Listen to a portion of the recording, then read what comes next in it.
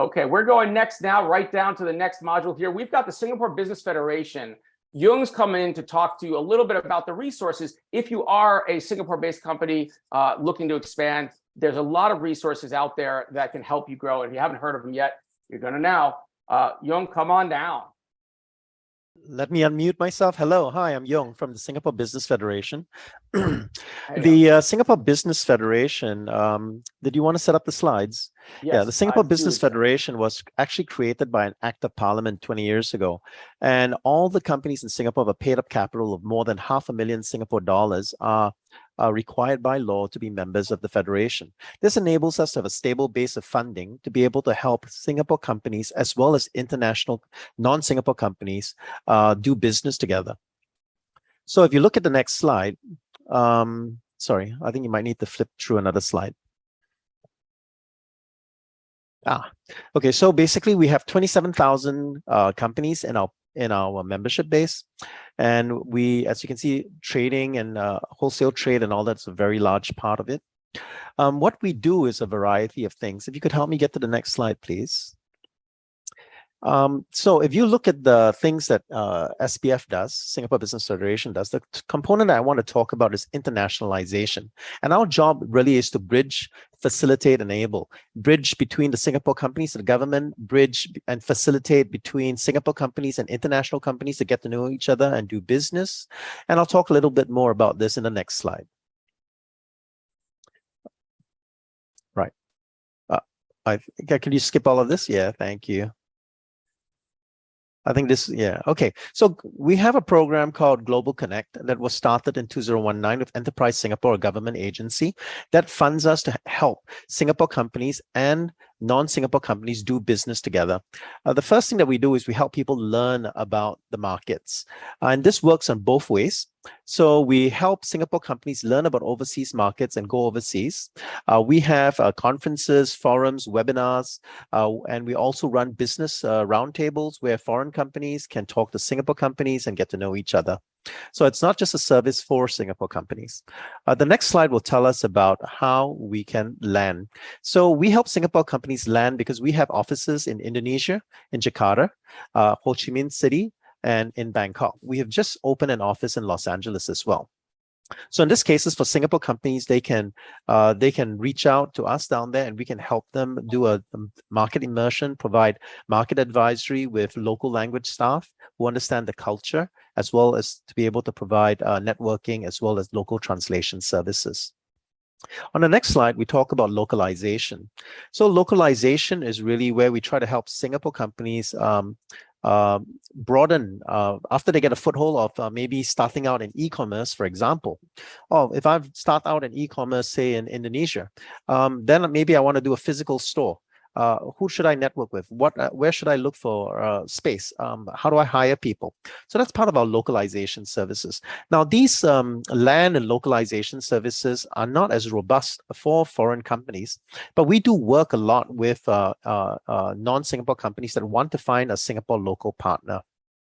The next slides might help us explain about that.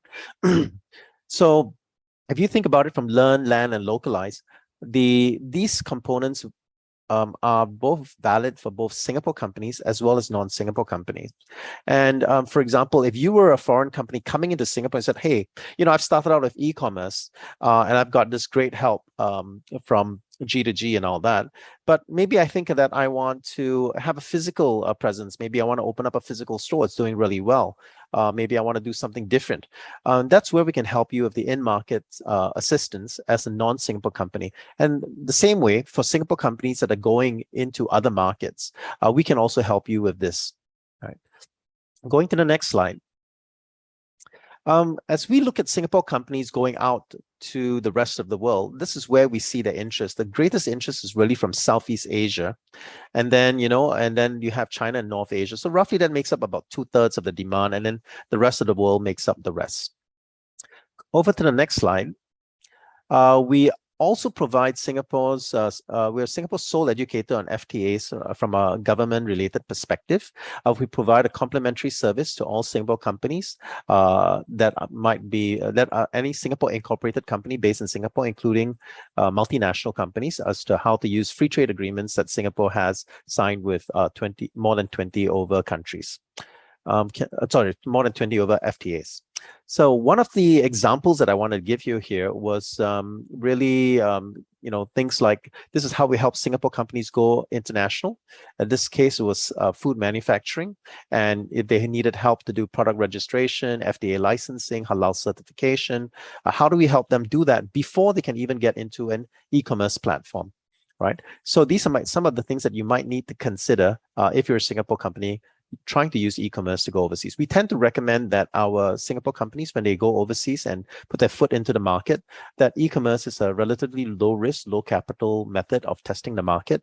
And then after that, they can do other things like a physical expansion, find a distributor locally, and other things like that. The next slide, please. Yeah, I think we can skip this one. Okay, in this case, here's this was an educational publisher of reading books in Singapore for the younger children, and basically we help them to get into Bibli and to be able to connect and to use the platform there. And one of the challenges of opening up an e-commerce account in Indonesia, for example, is that you have a requirement to have a local bank account, and you can't open a local bank account without a local phone number.